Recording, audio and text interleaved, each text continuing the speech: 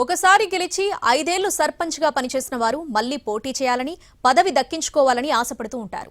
రాజకీయాల్లో రాణించాలి అనుకోవడం సహజం కూడా. కానీ ఆ మాజీ సర్పంచ్ మాత్రం వద్దు బాబోయ్ ఆ పదవంటున్నాడు.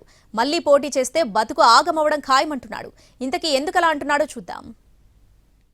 మళ్లీ సర్పంచ్ పదవ వద్దే వద్దు దేవుడా అని వేడుకుంటున్నాడు తాజా మాజీ సర్పంచ్ రాజు. పొలంలో పని చేసుకుంటే హాయిగా ఉందంటున్నాడు.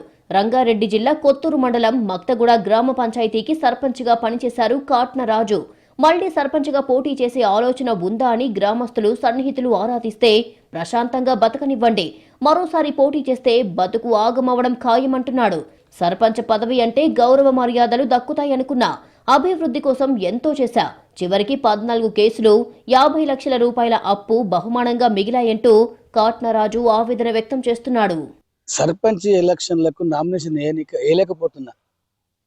మా గ్రామస్తులందరూ వచ్చి ఏమి కాదు, నువ్వు ఇంతకుముందు చేసినావు, అభివృద్ధి మంచిగా ఉంది, మళ్ళీ కూడా నువ్వు నామినేషన్ అయ్యి నీకు ఓట్లేసి మేము గెలిపించుకుంటామంటే కూడా మీ ఓట్లకు వద్దండం, మీ ఊరికి వద్దండం అని నేను ఊరందరూ దండం పెట్టి నేను సర్పంచ్ పదవికి రాజీనామా వేయకుండా సర్పంచ్ పదవికి ఆడ గ్రామ పంచాయతీలో పోయి నామినేషన్ వేయకుండా ఇంకా తిరిగి వచ్చిన. మక్తగూడ 2019లో గ్రామ పంచాయతీగా ఏర్పడింది. నాడు పోటీ చేసిన రాజును సర్పంచ్గా ఎన్నుకున్నారు గ్రామ ప్రజలు. గ్రామ పంచాయతీ భవనం, డంపింగ్ యార్డ్, శ్మశాన వాటిక, పల్లె ప్రకృతి వనాన్ని సొంత డబ్బులతో నిర్మించారు. అయితే ప్రభుత్వ స్థలాల కబ్జాను ప్రశ్నించిన తనపై అట్రాసిటీ కేసు సహా 14 కేసులు పెట్టారని ఆవేదన వ్యక్తం చేశారు.